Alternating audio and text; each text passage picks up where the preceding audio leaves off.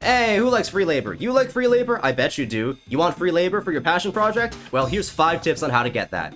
First of all, what is this presentation not about? This is not about how to avoid paying people. If you have the money, guess what? Pay them.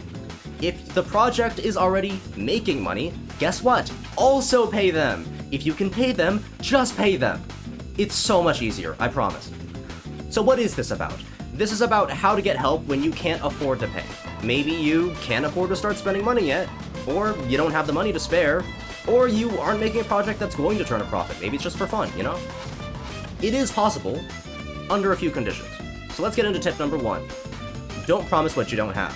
One thing you might say is, I'll pay you back later. No, you won't.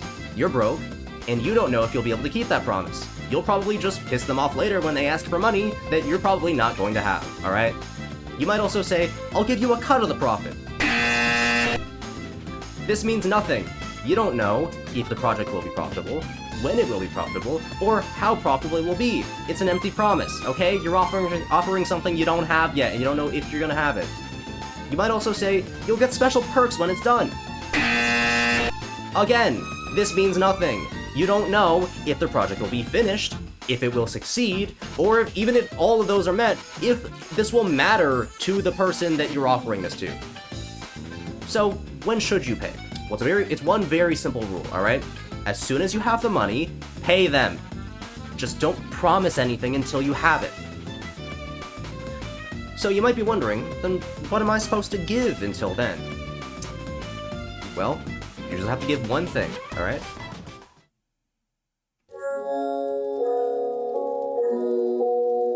Tip number 2.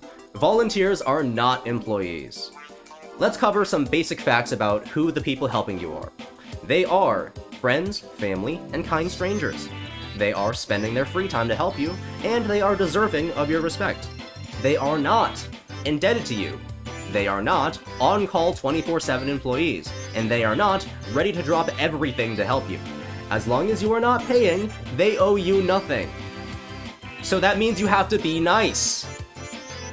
What happens if we don't respect them? What if we don't respect the people that are helping us? Well, first, they're going to recognize they're not being valued or compensated, and they're going to realize they have no reason to help you whatsoever, and then they're going to leave.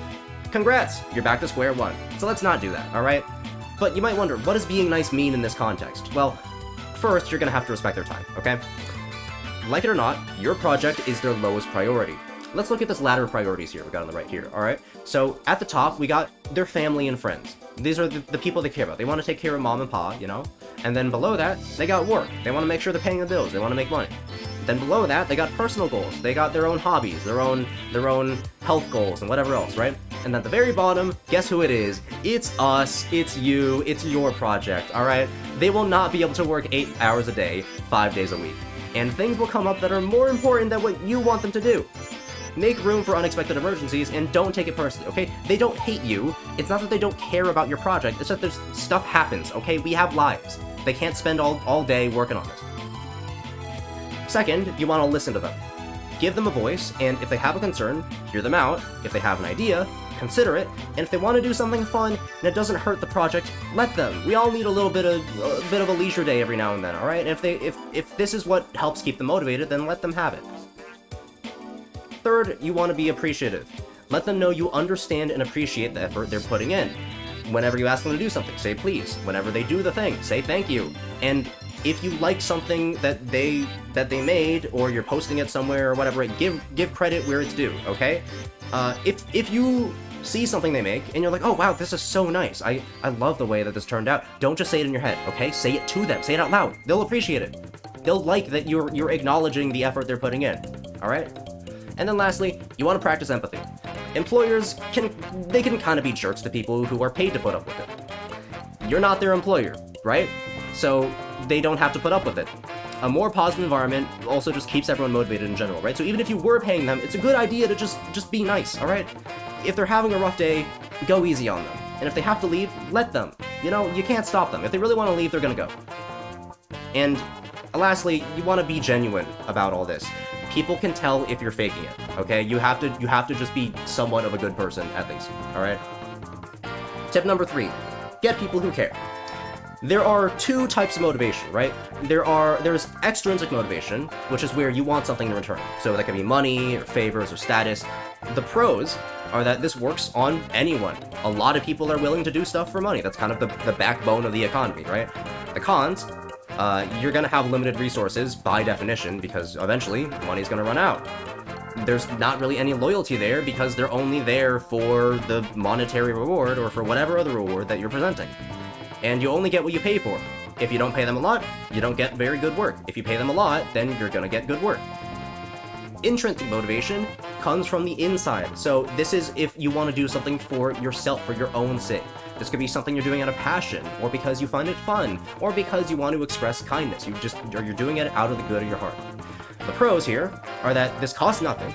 It's highly reliable because, again, they're doing it because they want to, not because someone else is giving them a thing for it.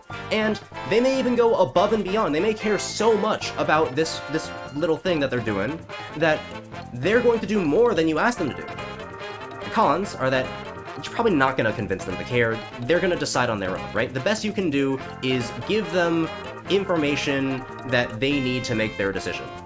That's what your elevator pitch is going to be, but we'll talk more on that later. First, you're going to want to find people who care, alright? You want to utilize your connections. Would any of your friends or family be interested? Would any of them know someone who would be interested? And you want to look in the right places. If you're making a shooter game, try getting to know people who are longtime fans of shooter titles. And get publicity. Hype up your project. Advertise it wherever you can. Social media, word of mouth, etc. Then you want to practice your pitch. Finding the right person is just step one. The second step is convincing them. So practice your elevator pitch, alright? What is the shortest way to describe your project? And know your goals. What should the project look like by the end? Then flesh out your idea. You should be ready to answer any question thrown at you. Tip number 4, when to let people go. Beggars can be choosers, to an extent. If a volunteer is rude, or unhelpful, or dispassionate, they might not be worth keeping around. Don't be a doormat, alright? Your dignity is worth more than your project. And if they're really not providing any value whatsoever, it's fine. Just let them go, alright? Don't get attached, alright? Tip number 5. The most reliable person should be you. What would the ideal volunteer look like? Someone who is extremely passionate about the project, willing to do anything for the project at the drop of a hat, and skilled or willing to learn relevant skills. By default, you already meet the first 2 qualifications. But if you don't meet the third, wait, I can't have everyone else do the work for me? No, you knucklehead, you're the project lead. You will lead by example, and if you can't motivate yourself enough to pitch in on your own project, how will you convince anyone else to care? You might say, oh, but I suck at this thing, I suck at the skill, or I suck at art, I suck at programming. Just practice. If you have the time and the tools, the only thing stopping you from learning is a lack of confidence. You will start bad, and you're gonna make garbage, and this is okay, it's part of the process. Just practice. It'll be fine, I assure you, alright?